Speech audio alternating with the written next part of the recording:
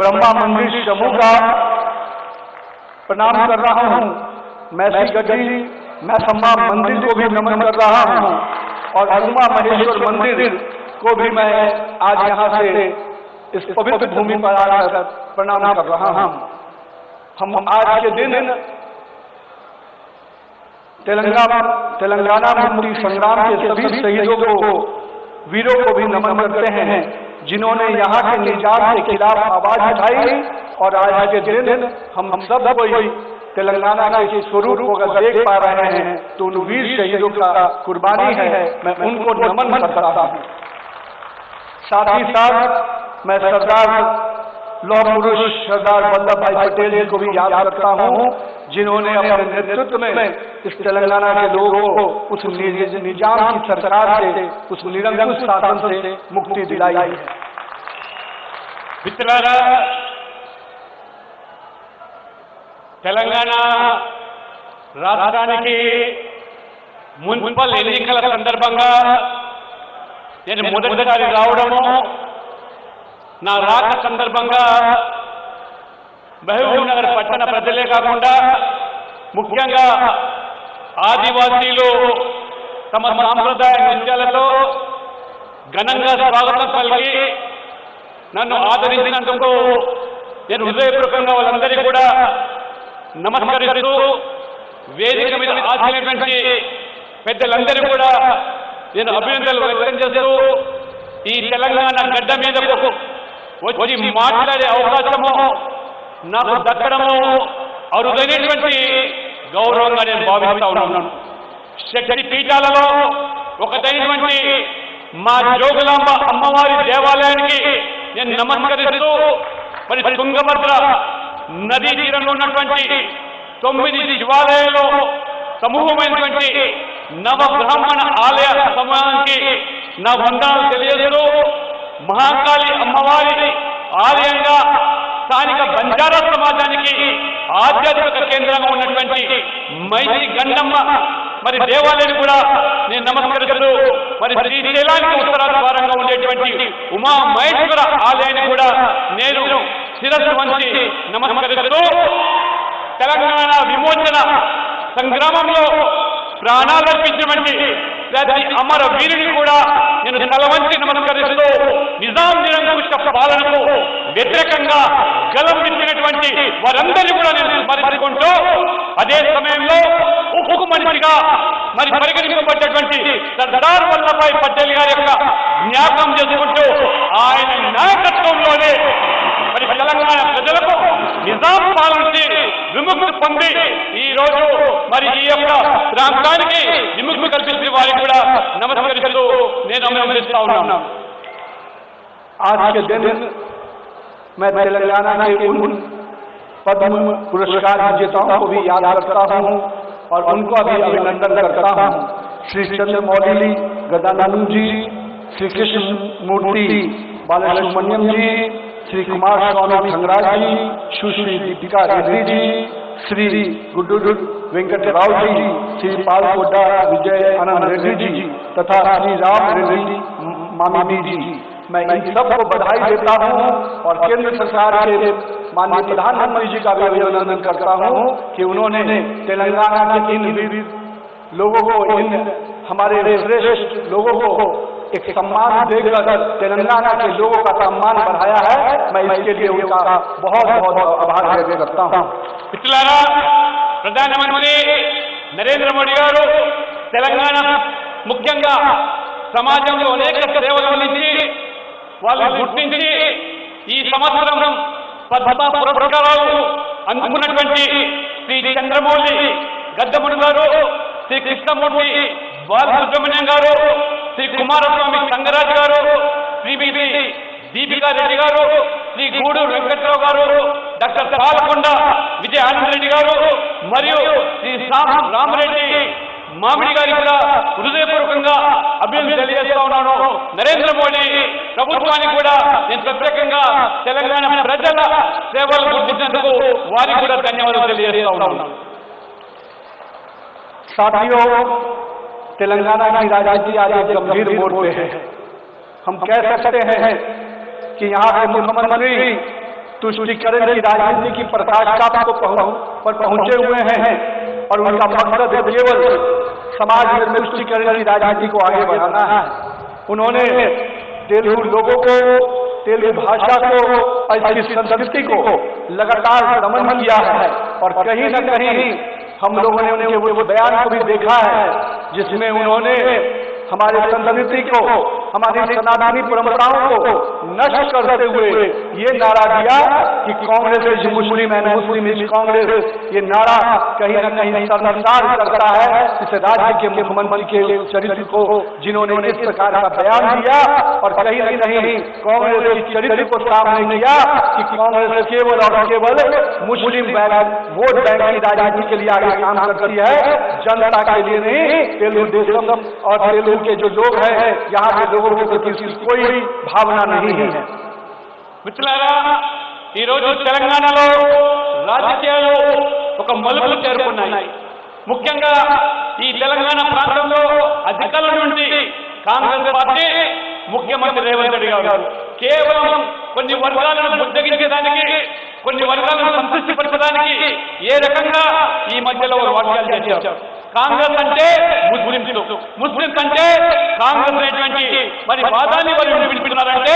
రేవంత్ రెడ్డి ప్రభుత్వం ఏ రకంగా ఇవాళ దిగజారిందో, తెలంగాణ సంస్కృతిని, తెలుగు ప్రజల యొక్క సాంప్రదాయాలను పూర్తిగా విస్మరించి ముఖ్యంగా ఈ సనాతన ధర్మీయుల యొక్క మనోభావాలను గాయపరిచే విధంగా కేవలం ఒక వర్గాన్ని, ముఖ్యంగా మరి మైనారిటీ వర్గాలను ఈరోజు సంతృప్తిపరచడానికి ఏ రకమైన చర్యలు చేస్తున్నారో తెలంగాణ ప్రజలు ఒకసారి आलोचन చేయాలిగా నేను కోరుతా ఉన్నాను. हमारे भाइयों, हम सबको अगर हम ये बात कह रहे हैं तो इसके पीछे का तर्क भी है। आप देखेंगे यहाँ की सरकार का बजट जो SC/ST के लिए था उसको घटाने का काम किया और अल्पसंख्यक आयोग, अल्पसंख्यक विभाग के बजट को बढ़ाने का काम ये स्पष्ट रूप से दिखाता है कि यहाँ के समाज के दलित पिछड़े के प्रति उनकी क्या सोच है, हमारे आदिवासी भाई बहनों के प्रति उनकी क्या सोच है और चंद अल्पसंख्यक वोट के खातिर उन्होंने अपने सरकार के बजट को भी पलटने का काम किया है। इसका भी जवाब जनता देगी। हम सबको तैयारी करनी है मित्रों। जिस प्रकार से तेलंगाना में वक्फ बोर्ड के देश का सबसे अमीर वक्फ बोर्ड बनकर बैठा है, बड़े 77,000 एकड़ करीब जमीन उसके स्वामित्व में है, ये दर्शाता है कि किस प्रकार से समाज के लोगों का शोषण कर यहाँ की सरकार पूरी तरह से वक्फ बोर्ड को मजबूत करना चाहती है और कहीं न कहीं कांग्रेस की जो चरित्र रही है कि हम अल्पसंख्यक के तुष्टीकरण की राजनीति को आगे बढ़ाएंगे, तो भारतीय जनता पार्टी का कार्यकर्ता कमर कस के खड़ा हो गया है। हम इसके खिलाफ आंदोलन आगे बढ़ाने को तैयार कर रहे हैं। మిత్రులారా, రేవంత్ రెడ్డి గారి ప్రభుత్వము ఈ ముస్లిం సంతృష్టికరణ విధానానికి ఏ రకంగా పరాకాష్ఠ చేరిందో ఒకసారి మనం ఆలోచన చేయాలి. ఈ రోజు SC, ST, BCకి సంబంధించిన సంక్షేమ పథకాలు లేదా బడ్జెట్ లో వాళ్ళ కేటాయింపులు తగ్గించి కేవలం ఇవాళ మైనారిటీ శాఖకు నిధులు పెంచి బడ్జెట్ లో వారికి సదుపాయాలు కల్పించి కేవలం ఒక వర్గం వారి ఓట్ల కొట్టు వేసే తాపత్రయపడుతున్నారో ఇవాళ తెలంగాణ ప్రజలు ఆలోచన చేయాలి. ముఖ్యంగా ఈ వక్ఫ్ బోర్డు ఇటీవల ప్రధానమంత్రి నరేంద్ర మోడీ గారు ఆ వక్ఫ్ బోర్డు యొక్క చట్టాలను సవరించడానికి మొత్తం పారదర్శకంగా ఆ యొక్క చట్టాన్ని తీసుకొస్తే మరి ఏ రకంగా ఈ కాంగ్రెస్ ప్రభుత్వం అడ్డుకున్నదో ఇవాళ తెలంగాణలో ఈ వక్ఫ్ బోర్డు ద్వారా 77,000 ఎకరాల భూములు, లక్షల కోట్ల రూపాయలు విలువైన భూములు అప్పగించారంటే ఇంకా వక్ఫ్ బోర్డును బలోపేతం చేయడానికి ఆ యొక్క వర్గం ఓట్ల కోసం ఏ రకంగా ఇవాళ దిగజారు చర్యలు పాల్పడుతున్నదో ఈ ఎన్నికల్లో మీరు ఈ విషయాలను ఆలోచన చేసి ఖచ్చితంగా దీటైన జవాబు ఇవ్వాల్సిన మీ అందరితో నేను విజ్ఞప్తి చేస్తా ఉన్నాను. हम लोगों ने देखा कि पिछले 2 सालों में हमारे कई मंदिरों को क्षतिग्रस्त करने का प्रयास किया गया, वहां पे हमला किया गया। मुझे जो जानकारी मिली, चेगी चेल्ला में भीड़ के द्वारा हमला, मुथिया लंबा मंदिर पे तोड़फोड़ और गांधीनगर मंदिर को अपवित्र करने का जो प्रयास किया गया है, मैं स्पष्ट रूप से कांग्रेस के आकाओं को कहूंगा, सुन लो, सनातन भारत की परंपरा है, पहचान है, भारत की आत्मा है। इसके खिलाफ अगर इसके खिलवाड़ करोगे तो भारतीय जनता पार्टी का कार्यकर्ता चुप नहीं बैठेगा, आपके खिलाफ सड़क पर उतरेगा और सनातन परंपराओं की लड़ाई के लिए हम कोई भी कुर्बानी देने को तैयार खड़े हैं। हमारे मंदिरों पे, हमारे हिंदू देवी देवताओं के स्थानों पर अगर आप अपमानित करने का प्रयास करेंगे, हमारे त्योहारों पर पाबंदी लगाने का प्रयास करेंगे तो बहुत दिन आप सत्ता में नहीं रह पाएंगे। इस बात का मैं आपको चेतावनी देकर जाना चाहता हूँ। మిత్రులారా, గత 2 సంవత్సరాలుగా మేము గమనిస్తున్నాం తెలంగాణలో జరుగుతున్నటువంటి సంఘటన ఏ రకంగా ఇవాళ హిందూ దేవాలయాల పట్ల దాడులు జరుగుతున్నా నోరు నిలవకుండా ఈ కాంగ్రెస్ ప్రభుత్వం వ్యవహరిస్తూ ఉన్నది. మరి ఆ రోజు చెంగిచెర్లో జరిగినటువంటి గుంపు దాడి కానివ్వండి, ముత్యాలమ్మ ఆలయంలో జరిగిన విధ్వంసం కానివ్వండి, గాంధీనగర్ దేవాలయం అపవిత్రం చేసి ఏ రకంగా ఈ రకంగా దాడులు జరుగుతూ ఉంటే నిమ్మకు నిలిచేట్టుగా ఈ ప్రభుత్వం వ్యవహరించడము, ఈ రకంగా హిందువుల యొక్క మనోభావాలు గాయపరిచే విధంగానే కాకుండా హిందూ దేవాలయ భూములు ఆక్రమించుకోవడం, పండుగలపై ఆంక్షలు, హిందూ సంస్థల పట్ల నిర్లక్ష్యం ఇవన్నీ కలిపి చూస్తూ ఉంటే ఈ సనాతన ధర్మం మీద ఈ తెలంగాణలో జరుగుతున్న దాడిని ఏ మాత్రం కూడా ఇవాళ తెలంగాణ ప్రజలు, మా బీజేపీ కార్యకర్తలు సహించాలని దీటైనటువంటి జవాబు ఇవ్వడానికి సిద్ధంగా ఉన్నారు. ఇవాళ సనాతన ధర్మము ఇవాళ సవాల్ చేస్తూ ఉన్నది. ఇవాళ భారతదేశానికి ఒక గుర్తింపు ఐడెంటిటీ అంటే ఈ సనాతన ధర్మం. ఈ సనాతన ధర్మమే ఈ భారతదేశానికి ఆత్మ. కాబట్టి ఇటువంటి ఆత్మ మీద ఎవరైనా దాడి చేస్తే మా బీజేపీ కార్యకర్తలు సరైన రీతిలో వారికి బుద్ధి చెప్తారని కూడా నేను హెచ్చరిస్తా ఉన్నాను. ఇవాళ जहाँ एक और माननीय प्रधानमंत्री जी महिलाओं को सम्मान दे रहे हैं, महिलाओं को लखपति दीदी बनाकर आत्मनिर्भर बनाने का प्रयास कर रहे हैं, वहीं दुर्भाग्य है यहाँ की सरकार महिलाओं के साथ जो वादा किया उन वादा को भी निभाने का काम नहीं किया। 2 साल पूर्व जब सरकार बनी थी, जो दावे करके बनी थी कि 2500 रुपया मासिक सहायता महिलाओं को देंगे, पर आज तक यहाँ की सरकार उन वादों को पूरा नहीं कर पाई और इसके भीतर यहाँ की महिलाओं के साथ लगातार अपराध बढ़ रहा है। जो पहले की सरकार, पिछले 11 वर्षों में जो पहले सरकार थी, आज उसी भी सरकार के साथ ये भी सरकार चल रही है और हम कह सकते हैं कि ये पुरानी और नई सरकार में कोई अंतर नहीं है। ये लोग भी महिलाओं के अपमान को, महिलाओं का शोषण लगातार हो रहा है और हमारे कार्यकर्ता आज पूरी तरह से तैयार हैं कि इस चुनाव के संघर्ष के साथ हम उनको आवाज, उनके लड़ाई को आगे बढ़ाएंगे और महिलाओं के इस विषय को लेकर हम एक एक घर में जाकर उनके द्वारा जो दमन किया जा रहा है उसके खिलाफ आवाज उठाएंगे। మిత్రులారా, ఒకవైపు దేశంలో ప్రధానమంత్రి నరేంద్ర మోడీ గారు మహిళల యొక్క సంక్షేమం కోసం, మహిళల యొక్క మరి వారి ఏ రకంగా సమాజంలో, దేశంలో అందరితో సమానంగా రాణించడానికి నారీ శక్తి పేరు మీద అనేకమైనటువంటి కార్యక్రమాలు వారు తీసుకుంటూ ఉంటే ఈ రాష్ట్రంలో మరి కాంగ్రెస్ ప్రభుత్వము గత 2 సంవత్సరాలుగా మహిళలకు ఎన్నికల ముందు వాగ్దానాలే 2500 రూపాయలు